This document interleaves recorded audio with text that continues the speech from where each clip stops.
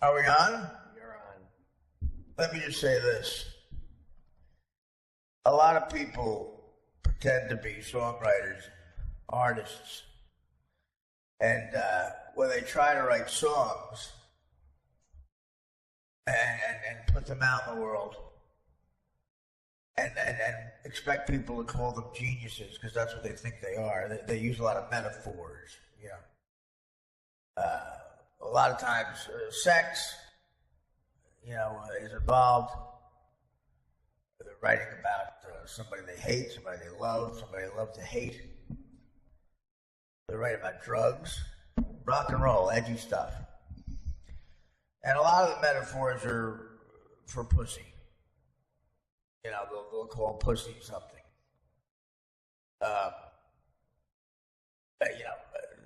Whatever they'll call it. Some are obvious, some aren't obvious.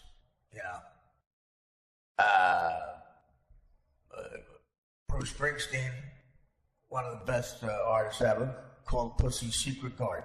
No. I mean, let's face it, that's pussy in that song. Listen to that song. Secret garden she hides. What's she hiding? What's she hiding? Fucking book? The tax bill? No. Her pussy. And as great as Bruce is, Secret Garden is great. But when you get a guy who refers to a chick's pussy in a song as the place where her horses run free, you have what is commonly called a musical genius.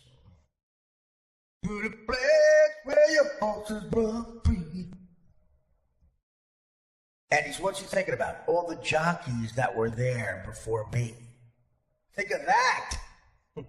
That's fucking eerie. It's so good. But Saturday night, I guess I made it all right. Real red color. It ain't much to stand. In rich neighborhoods like where Dan grew up, it's Corvette. Where I grew up, we changed it to Little Red Chevette. The Chevy, son. I had a Chevette. Little Red Chevette. How many cars did they fucking buy you? I bought the Chevette. No, you did. Yeah, I did. Little Red Chevette. Yeah, place where your horses run free. That's a little song called Little Red Corvette by a little artist called Prince. Stop it. Of course, Prince died today. He technically didn't go back to Prince. Did he ever go back to Prince, or he's just the artist? He's the artist, right? He was the artist formerly known as... You don't know what you're talking about. Google it. No, we'll call Prince up for the purposes of this show. No one's going to care. But I got to tell you, whenever you get to a place where her horses run free, and you think of all the jockeys that were there before you, right, Dan? And it was a Saturday night. What are you talking about? What are you talking about? What? Isn't that the song in the song? Yeah. What are you? I don't understand. You're talking about a specific time. Yeah, Dan is one of those guys. He loves all these great songs. He's got great taste in music, but I can't ever see you listening to these songs. Oh. What would you?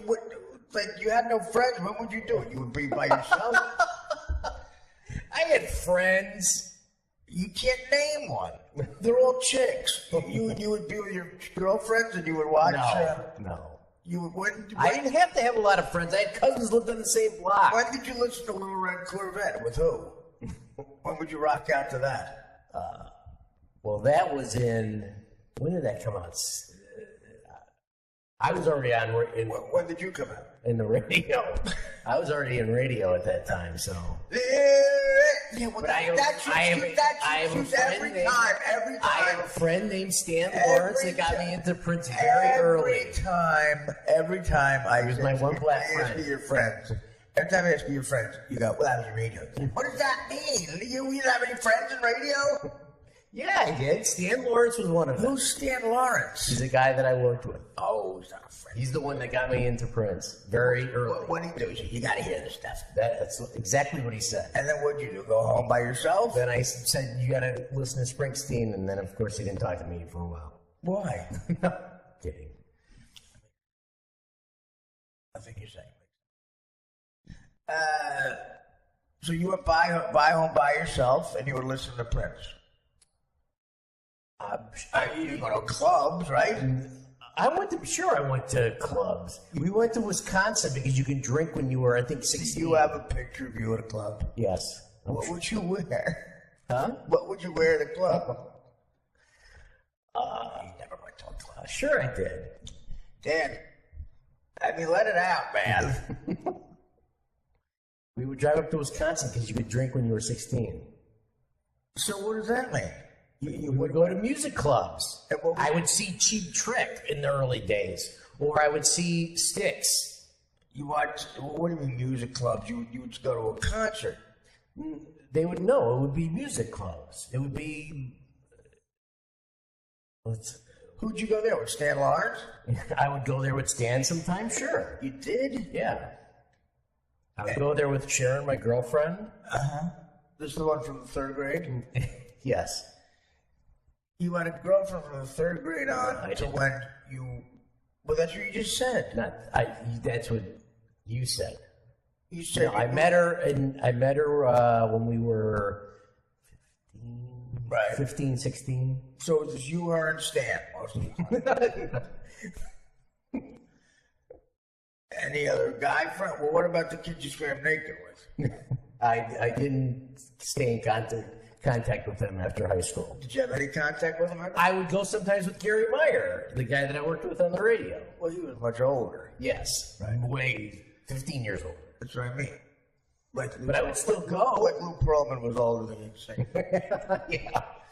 Well, it seems sad. I see a young boy in his house by himself. There was a lot of that. There was, right? Mm-hmm. I would go on the roof of our house. You would? Yeah, and listen to the radio around the country. And that's when you listen to Prince?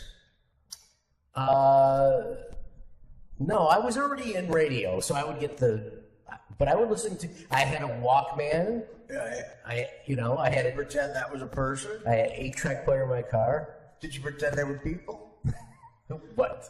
Like your imaginary friend, your Walkman. I would talk to my albums and was Stan Lawrence a Walkman? He was a black man. Hi, Stan, it's me. What does that have to do with anything? Like, what does that have to do with anything? Oh, did you ever have a black guy? What? Did you ever have a black guy? As a friend? No, I mean it sexually. No. Oh, okay. So just wait. Well, maybe there's a taboo.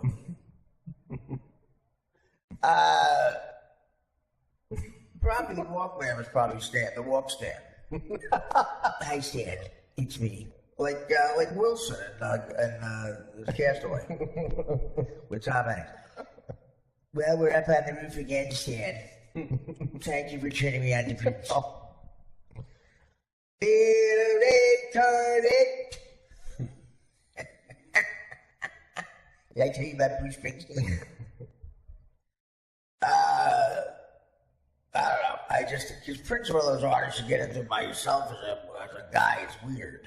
Like, there's usually chicks around with Prince. Sharon was very into music. She loved music more than anything. So we would listen to a lot of music. And we would go to a lot, as soon as I got into radio and got free tickets and stuff, we'd go to concerts all the time. Right. So, how did you guys break up? I don't know why. What do you mean you don't know why? What happened? We just... What happened? We got engaged and then... You got engaged? Oh, yeah. Right when she got out of college.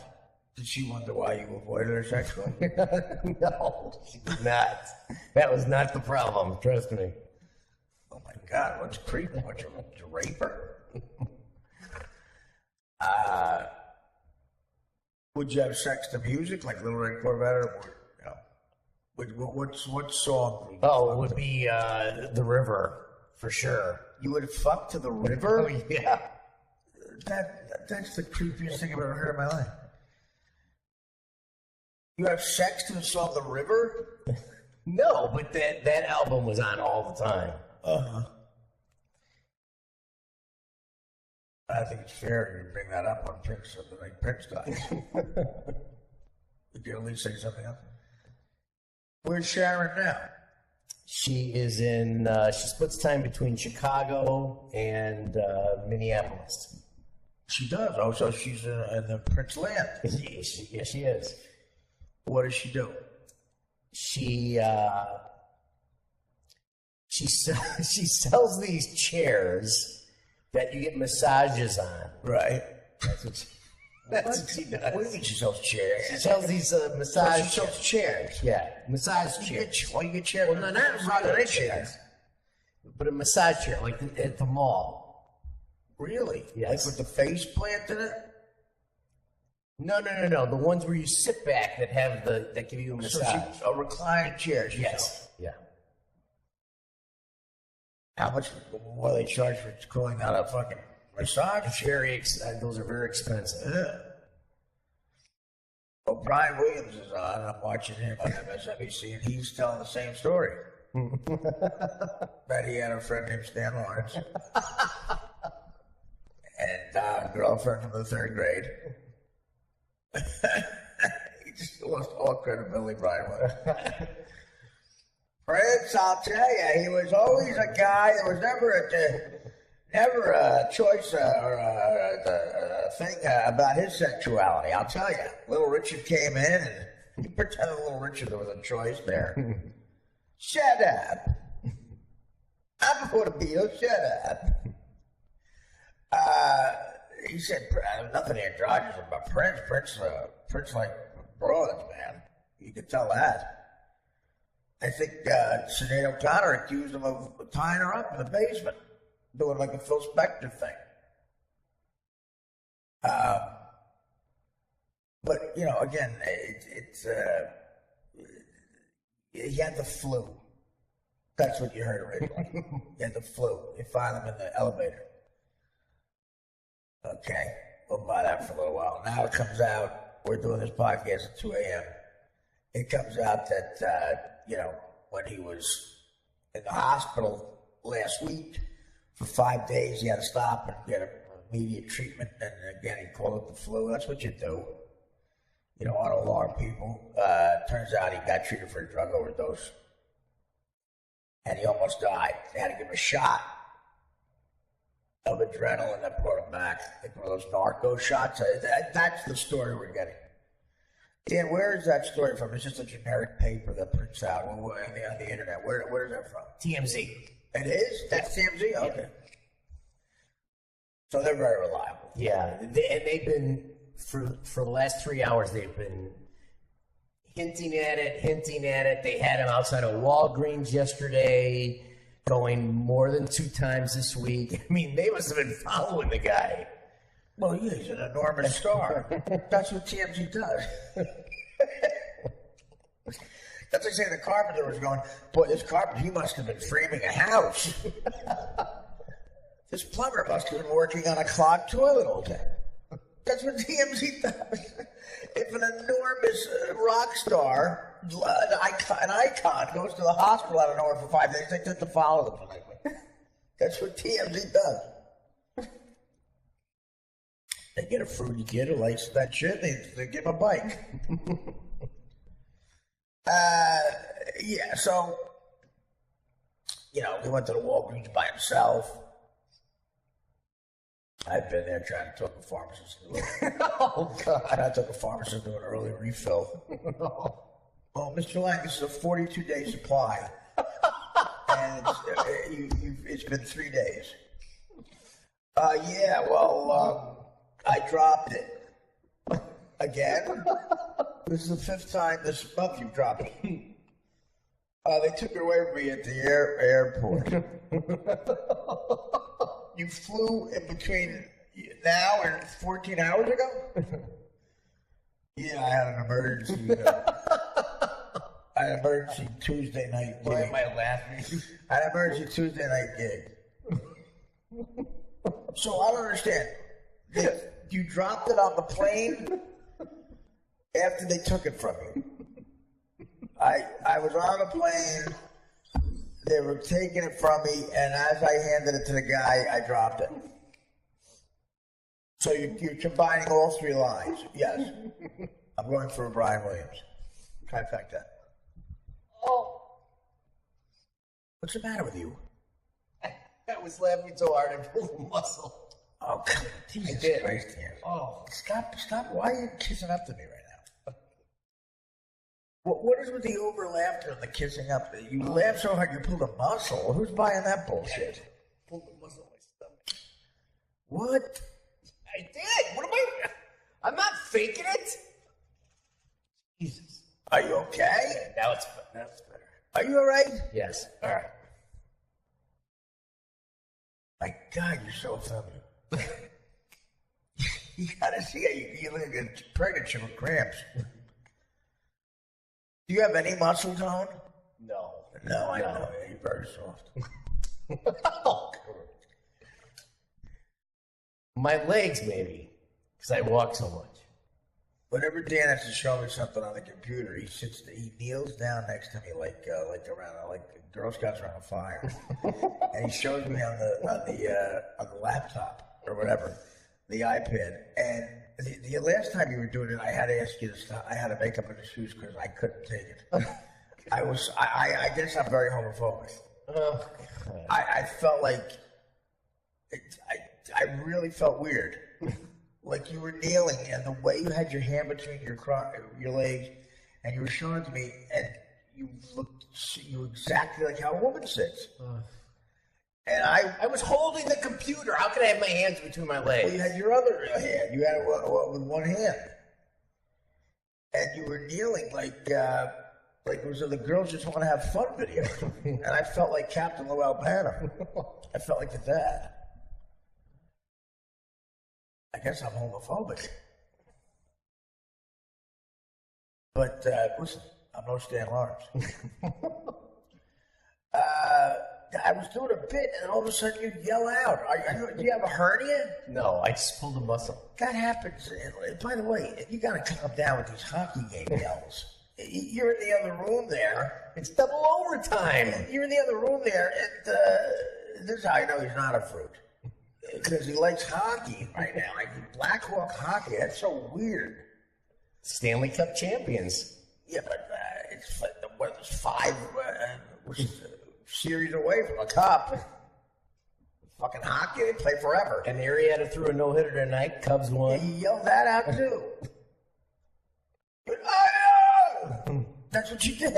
Well, Jesus Christ. What the fuck happened? That's how I care that much. I didn't come over and say what's up. But no, you gotta calm down. You're so tense. That 8th and 9th inning were horrible. A lot of long fly balls. Do you ever talk to Sharon? Sure. When's the last time you talked to her? About a month ago. See, that proves you never had sex. You don't talk to people like that. That's a girlfriend. Like a chick has one. You don't talk to lovers. You can't. That's not what you do. You lost your virginity to her? Yes. What age? But I can't. How old are you now? I think we were 16 or 17. It was after I'd gone to WLS. So it was right around there. God, the lies. Would you, Tori? Did you have sex with Sharon? At what age did you have sex with Sharon? He's being deceptive. Hey, he's coming back. Did you stand up? Is Stan Lawrence a human being? No, he's not. No, he's an appliance. Stan Lawrence is either a toaster or a recording device. It sounds like Stan Lawrence is one of those 8-track recorders. You know the big things at the shines. So, I mean the colors. I mean the black. You know. Hey, Artie, I don't mind giving the lie detector, but can I set up somewhere? I gotta shit. Gotta shit somewhere. Oh, you guys are crazy. Dan says he pulled a muscle. All right. Well, Dan, did Stan Lawrence, is Stan Lawrence really a person? That's a no. It was actually Vicki Lawrence that you hung out with from the Mary Tyler Moore Show. From Calvert. Martin Lawrence. Martin Lawrence. Well, you want black cock, I understand. You've never had sex with a black man. He says no. Did you just pull a muscle laughing? Were you actually laughing at what I was saying? I don't know. What was I saying? You ruined it. What was I saying? I don't remember. Your fake laughter. That's the ironic thing. What was I saying? Oh, God, this is so annoying. I was going into Prince. I was going into something else. God damn it. Opiates, airport. I was going into something else. Oh! What the fuck is that? Oh, this is so fucking annoying. I had a whole thing planned. Shit. Oh. All right. Our tribute to Prince. This is not going well. You see the way your hand is right. Oh, would you stop? I'm just saying, it's very, very feminine. It's not effeminate. Doves cry. I'm so fucking mad at you right now. All right, well, let's. We want to give a tribute to Prince. We're doing something with Brian Williams. Why? What are you doing? Don't touch it. We're not called for that yet. The Brian Williams thing was It's hard to believe anything he says. Man, it's so annoying. Well, I met Prince once. It was the summer in between the first. It was the winter time for Mad TV's first season. I was here for Christmas. I was back east, and they sent me my agent William Morris said, "Now you're on a TV show. Now you're a regular. Like you want to go to maybe get some press like publicity opportunities, like photo ops." So they sent me to the opening of the Fashion Cafe in Rockefeller Center. They said, "You can walk the red carpet." So I walked the red carpet, and it was very odd. And they put me inside the Fashion Cafe. And there's what are you laughing at? You in the Fashion Cafe. Yeah. Well, what are you? You're going to be there too? So I get put in the VIP section. I guess told them I was on a TV show. And out of nowhere, like a sweeping president type motion happens with the Secret Service or something, and it's Prince's bodyguards. They put Prince in the VIP section until they find him a table. So this enormous VIP section is me, who I look like a plumber who won a contest to go to the Fashion Cafe. OFC 100. I look like I was the 100th caller. I guess the 2 for Tuesday theme. and one of the biggest music stars in the world, who I towered over. We're standing next to each other in an enormous VIP section. We're the only two people in it, with a big red rope. And like 2 inches away from us is an enormous drunk crowd. And the only thing, there was a red rope in between us. They're screaming his name. And he's just staring forward, sunglasses on. And he had slave on his face at that point. And so again, I guess he's about 4'11", and I'm 5'10".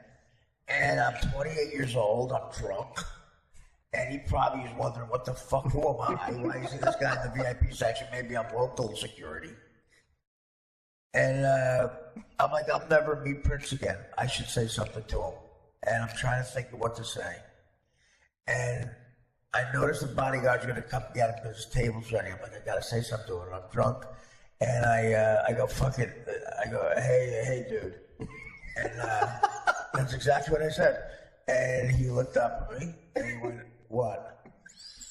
And like with a disgusted look on his face. He's the artist formerly known as Prince. And I said, fuck, man. I said, Raspberry Beret is a great fucking song. And he went, thanks. And then people just took him away. Then a bunch of people swept him away to the table. The guy actually pushed me aside. Who the fuck are you? No, nobody understood. I'm on Mad TV. Oh, okay. Yeah, that's the entire conversation I had with Prince.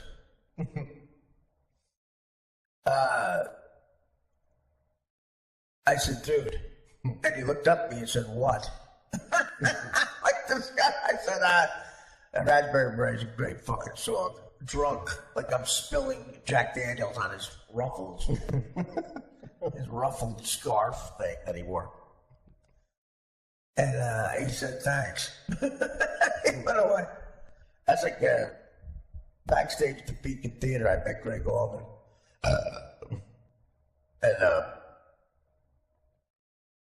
This is the conversation I had with Greg Allman. I said, hey, man, your music has been a lot to me over the years. He went, all right, man, thanks. And then I realized, here's a guy who, probably forgot fucking Cher, the life he's led. And that's what I said. That's what I came up with. And I'm a big fan of the Allmans. So, Prince is, there's a great story on Stern where, I've said this before, where Stevie Wonder was on the show. And we were talking about, people that Stevie Wonder likes in music, that are younger than him, not influences, And Stevie said to Howard, what do you think what are your favorites? And Howard always loved Prince, he does. He always said that. And Howard said, well, I like Prince. And I said, Prince fucking sucks. And Stevie Wonder said, actually, I love Prince. I'm real serious. I love Prince. He's one of the best guitarists ever. He's a friend of mine. Don't do that to a friend. And I went, because he's blind. They said, yeah, Gary. Gary Delabate was standing there. I said, yeah, Gary, what's your problem? And then Howard kept talking, and it never got corrected. Like, Gary looked at me like, what? And maybe I said, Steve, well, he didn't even hear it. Who cares? But I blamed it on Gary. Cut to the E! Channel does an interview with Stevie Wonder afterwards. And they said, how'd you like your visit? He goes, oh, everything was great except for that Gary guy with that rude comment. Gary said that rude thing about Prince. I hope he was kidding. I'm not. And he's a friend of mine. I'd appreciate something like that.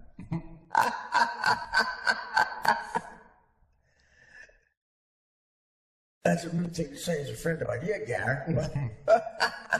Of course, Stevie Wonder, I lived in a place, it's another true story. I lived in a condo building in L.A. when I was doing, this was the first season of the Norm Show, and I was making good scratch on a sitcom. So was that your stomach again? Huh? What was that? I don't know. Oh my God. I breathed the wrong way. You breathed the wrong way? I breathed the wrong way. It sounds like an Indian name. Breathe wrong way. You breathe the wrong way. It sounds like you burnt up jizz. Is that for the architecture tour? Handsy. Yeah. So, yeah, again, that disconcerting laugh and nothing is now throwing me off. I don't know what I was saying. What was I saying? You lived in Los Angeles. You were making good scratch. As producer of the show, you should know this stuff. Not you just sit there and burp up cum. You got to listen to the show. So, yeah. So Stevie Wonder lived in the penthouse of the building. And I went there. They made me, when I first moved in, go to a committee meeting. Yeah, you know, new people and people on the fucking board. They had a board meeting. And people were talking about how, you know, the budget was shit and they needed money for maintenance and stuff. It wasn't enough and they might have to raise the maintenance. And I said, well, why don't you, you know, I got to go away. So why don't you just put Stevie Wonder in the basement and tell him it's the penthouse? And again, not a great joke, but, you know, these aren't comedians I'm in the room with, and I thought they'd giggle at it and it'd be like a nice icebreaker. Apparently, like his handlers were there. Or, you know, people from the blind institute. And just a bunch of LA liberals who were aghast, flabbergasted at that joke. I'm not saying it's a great joke, but it's like I'm there trying to break the ice with non-comics, with civilians. Yeah, why don't we just put them in the, you know, in the trunk? Not the trunk. Put them in the basement and tell them it's the penthouse. Oh! Mr. Like, you're excused from the rest of the meetings. Like, really? I got more to say. Is Ray Charles in the building? Oh, God. Is Molly Matlin in a room with a lot of noise? We could save money. So, you know, the Prince was never on Howard, but he sort of indirectly had an indirect Prince story with the Stevie Wonder guy. I think that I did actually meet him. I met the artist. And I got to tell him Raspberry Beret was a great song. But the funniest thing about that encounter was he looked at me and he said, what? Like, what the fuck? Like, he's like, I have to acknowledge you. And CNN is doing a whole thing. I mean, where do they find these inconsequential black guys? When a black guy dies in show business, there's like all these black guys waiting to talk. And you're like, who the fuck is that guy? And then underneath, like, you know, you get the bottom of the barrel because it's the, you know, you don't get the fucking Eddie Murphy. You get, like, played bass with Prince for 2 nights in the 1978 tour. This is Matty McLean. This is Bugsy Maroon. Hasn't seen Prince since 1984. Sold Prince a ruffled shirt in the ghetto of Minneapolis. Yeah, you don't get the Pharrells. So, so immediately, well, Don Lemon, who, you know, is a friend of mine, a gay African-American, who, you know, I hit it off with, and was supposed to call me to go out. Not sexually, but, you know, I thought I'd bite the hand, maybe we could break that ice. Okay, yeah. You could do the Stan Lawrence, as you call it. But I like Don, but he called up right away and is just an expert on Prince all of a sudden. And then they have, you know, the lower level guys who work on the tour or something. But the ironic thing is, it's one of the rare situations where black people don't seem cool because they try to be really black in front of people like Anderson Cooper. So letting people like him know, okay, dude, we're in our club right now. You're not. And Anderson Cooper is one of those liberals who so bows to this, like, I'm not cool like you guys. You do your thing. You guys talk, which is just, you know, it's more segregation. It's like, it's more, we're different from you. That's what they're saying. Okay, Angela, let the brothers talk. The brothers and sisters are going to talk. All right, Angela? You don't get it. All right? And their whole guy, of course I don't get it. I don't claim to get it. I have no rhythm. I'm a rhythmless white guy. All that fucking rhetoric. And they all go over the top with the blacks. And black is like the amount of cocaine you can have in your body for good sex. Like the perfect amount of cocaine is perfect for sex. A little too much is bad. So the perfect amount of black is cool. But like anything else, what's the epitome of cool? What's the definition of it? Looking like you're not trying. Looking like, been there, done that, I don't have to try. It's just coming to me naturally. Not rehearsed, nothing. That's cool.